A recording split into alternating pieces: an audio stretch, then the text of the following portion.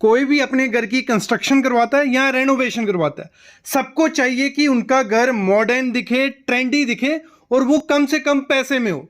तो आज की वीडियो देख लो, आपको डिजाइनर हायर करने की कोई जरूरत नहीं है। 10 से 12 चीजें करनी है जब भी घर की कंस्ट्रक्शन करवानी है या रेनोवेशन करवानी है। आपका घर एकदम लग्जरियस, ट्रेंडी और मॉडर्न दिखने लग पड़ेगा। तो इसमें सबसे पहली चीज क्या करनी है जब भी घर की कंस्ट्रक्शन करवानी है मोल्डिंग। बहुत ज्यादा ट्रेंडी पहले काफी सालों में रहता था, बीच में गायब था, अब फिर से ट्रेंड में आया है। तो मोल्डिंग आपको अपने घर में मस्ट करवानी है। एक तो बजट फ्रेंडली है, कुछ ऐसे लुक उसमें हमें देखने को मिलते हैं जिसमें लकड़ी से आप मोल्डिंग बनवा सकते हो, पीओपी से आप मोल्डिंग बनवा सकते हो, पीवीसी से, डब्ल्यूपीसी से, एमडीएफ से, एचडीएचएमआर से, हर एक मटेरियल से ऐसी मोल्डिंग रेडी हो जाती है। जो हमें खर्चा पड़ता है ऐसी मोल्डिंग करवाने में वो 30 रुपए से 90 रुपए पर रनिंग फीट, जितनी लंबी होगी उतना रेट इसका होता जाता है।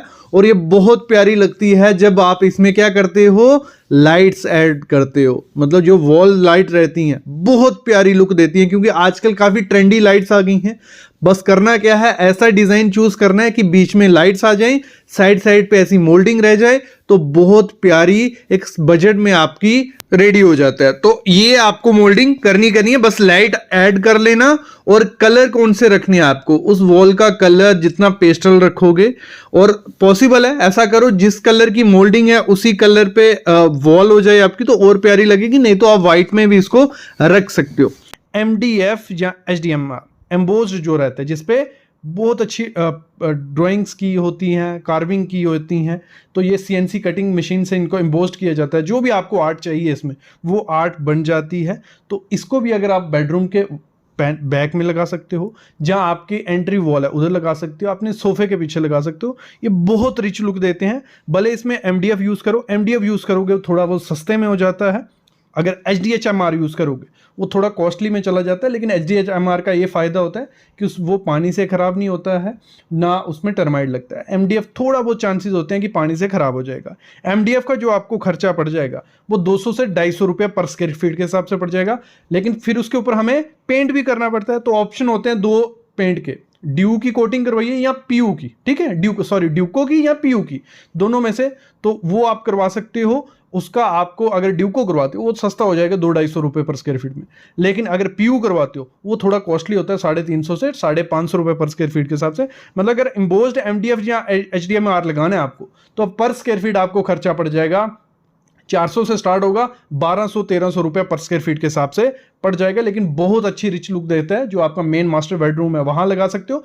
वहां आपको नहीं लगाना है तो आपकी जो एंट्री वॉल रहेगी वो थोड़ी एक वाइब्रेंट सी रहनी चाहिए, तो उसमें ये इसको आप लगा सकते हो। ये हमारी एसएस की रेलिंग यूज करते थे हम लोग, या हमारी वुडन की रेलिंग यूज करती थी, वो पुराने जमाने की बात होगी। सबसे पहले आ गई एमएस पाइप्स की रेलिंग, जो छोटी 1 इंच बाई 1 इंच की पाइप आती है। इसको बहुत क्लोजली पैक्ड किया जाता है, लोवर्स की तरह बनाया जाता है, और ये बहुत अच्छी लुक देती है आपकी पैरापेट रेलिंग को भी, आपकी स्टेयर रेलिंग को भी। तो इसको यूज कर सकते हो। थोड़ा बजट अच्छा है तो ब्रास रेलिंग से अच्छा इस समय कुछ नहीं है, तो आप ब्रास रेलिंग के साथ जा सकते हो।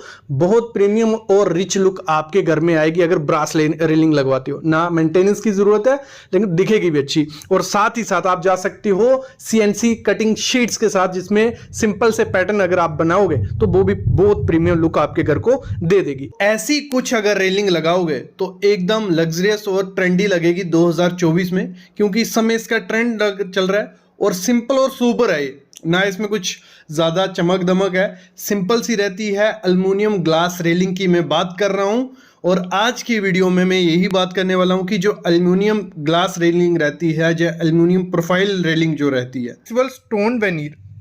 फ्लेक्सिबल स्टोन वेनीर क्या है, ये प्रॉपर स्टोन से ही बना है। जो पत्थर रहता है, सबको शौक होता है कि उन दीवारों पे क्लैडिंग कराएं पत्थर की, लेकिन वो मुश्किल है क्योंकि इतने बड़े बड़े पत्थर लगाने कैसे हैं। तो उसका ये सबसे अच्छा इलाज है कि आप ऐसी स्टोन वेनीर लगाओ।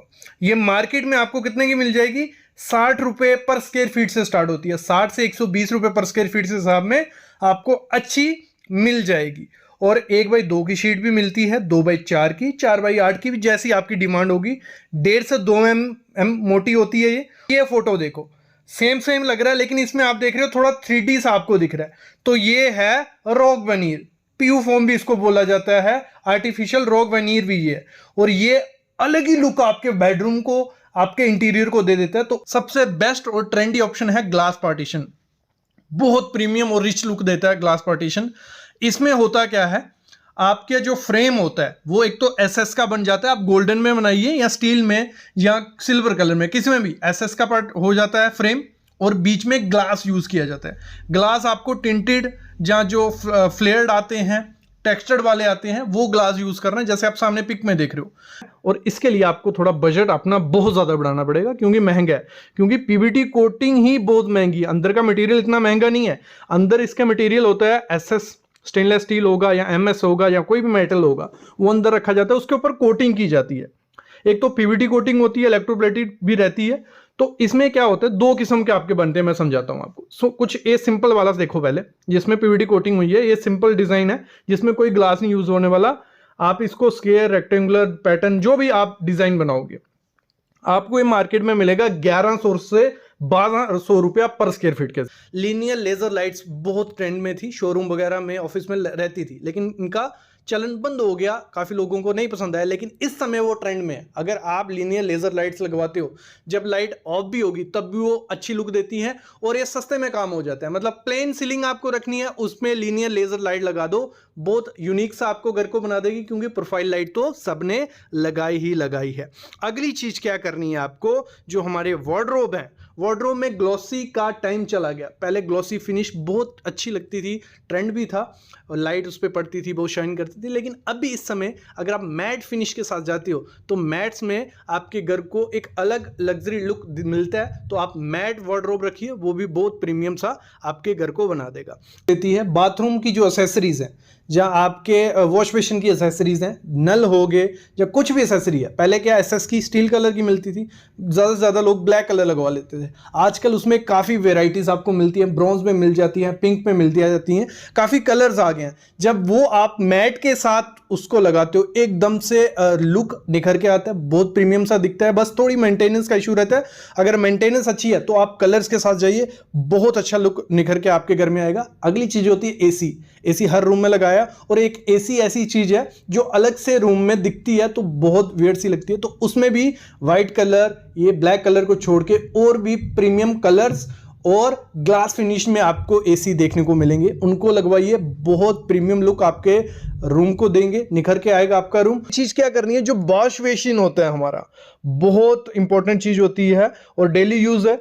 और अगर हम क्या करते हैं, ऐसा कुछ वॉश बेसिन लगाते हैं, आजकल बहुत चले हैं ये वन स्टैंड जो रहता है, इसमें काफी वेराइटीज आपको मिल जाएगी। इस वॉश बेसिन को वहीं यूज करना जहां सिर्फ आपको हाथ धोने हो, जहां पे आपको मुंह धोना है या हाथ भी धोने हो। इसमें से क्या होता है, पानी क्या होता है, बाहर स्प्लैश होता है, पानी गिरता ही गिरता है बाहर, क्योंकि इसका साइज काफी ज्यादा छोटा होता है और पानी बाहर गिरता है, तो इसकी मेंटेनेंस काफी ज्यादा हो जाती है। नीचे पानी गिरेगा, वो पाँव में लगेगा, पूरे अंदर वो गंदे होंगे। तो ये वाला बेसिन मैं बोलूंगा ना के बराबर ही है, ये सिर्फ शो पीस है, इसको अगर लगाते हो तो दिक्कतें आने वाली हैं। फिर होता है, हम क्या करते हैं, काउंटर टॉप लगा देते हैं, मार्बल लगाया, ऊपर काउंटर टॉप पे एक वॉश बेसिन रख गया।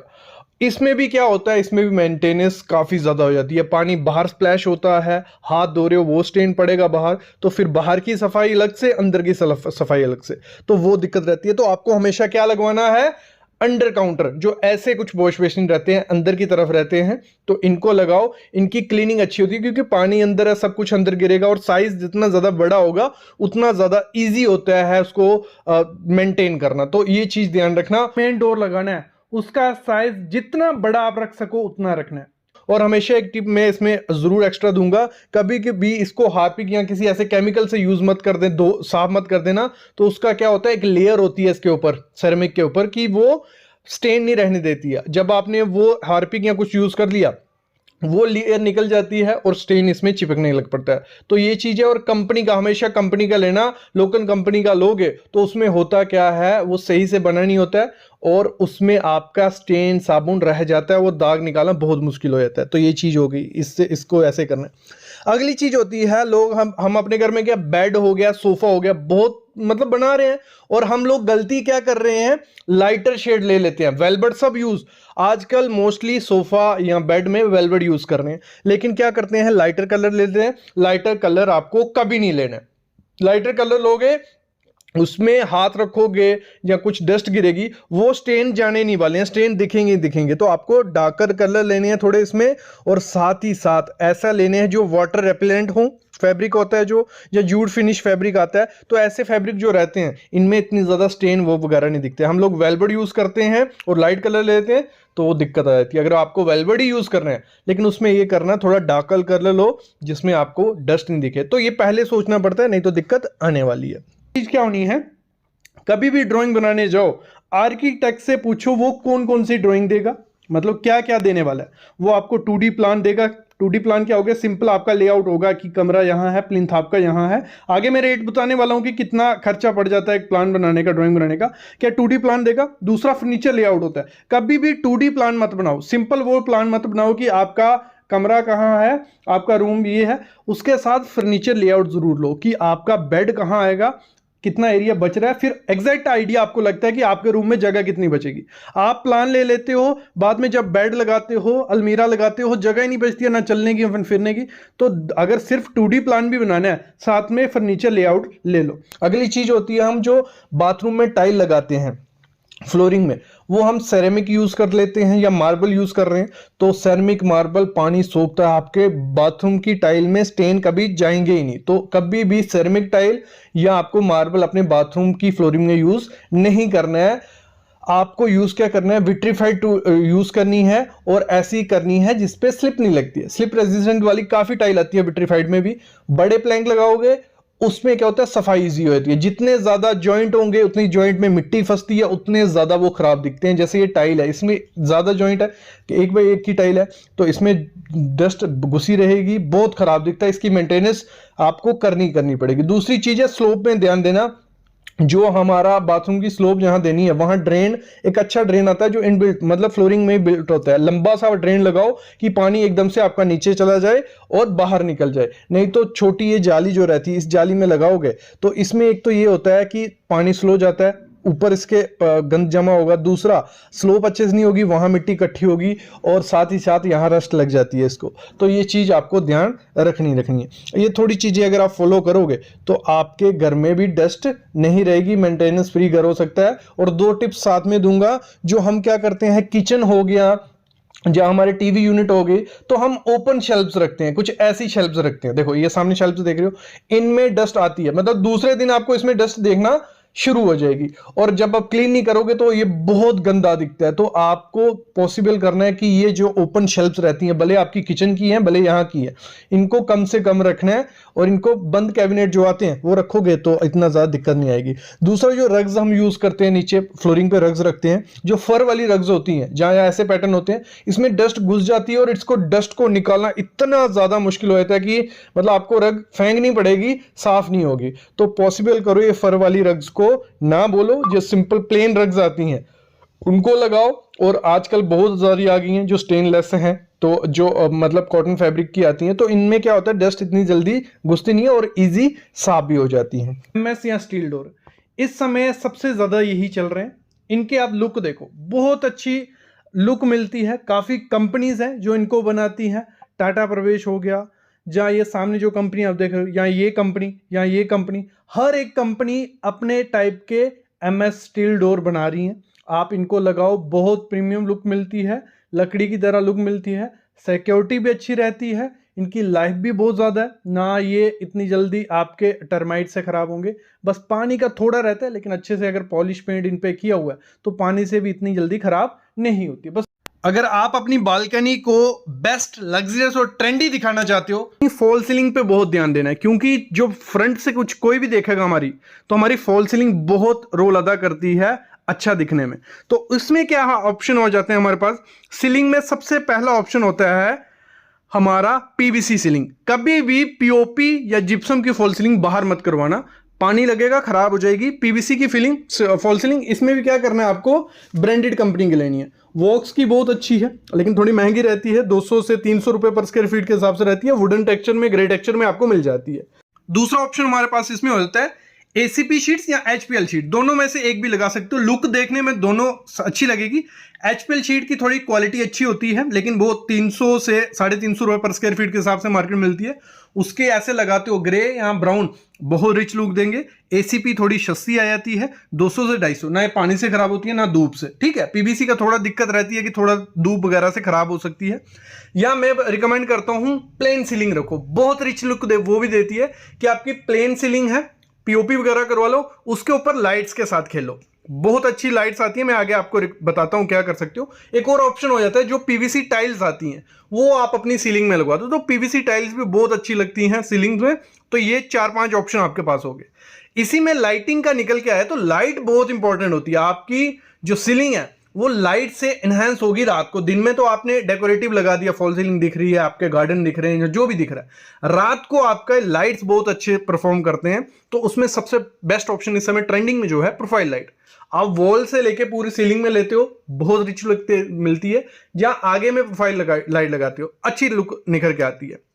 जैसे कहा था मैंने, आप सीलिंग प्लेन रखिए और साथ में आप उसमें सीओबी लाइट्स लगवाइए, जो सिलेंड्रिकल लाइट्स आती हैं, फोकस लाइट, दोनों में से कर सकते हो, वो बहुत रिच लुक देती है। या सरफेस जो पैनल आते हैं सर्कुलर या स्क्वायर शेप के, रिच लुक देते हैं। आपकी सीलिंग में प्लेन होगी व्हाइट कलर की और बीच में आप कलरफुल या ब्लैक कलर के लगाते हो, बहुत अच्छी आपकी बालकनी दिखेगी बाहर से।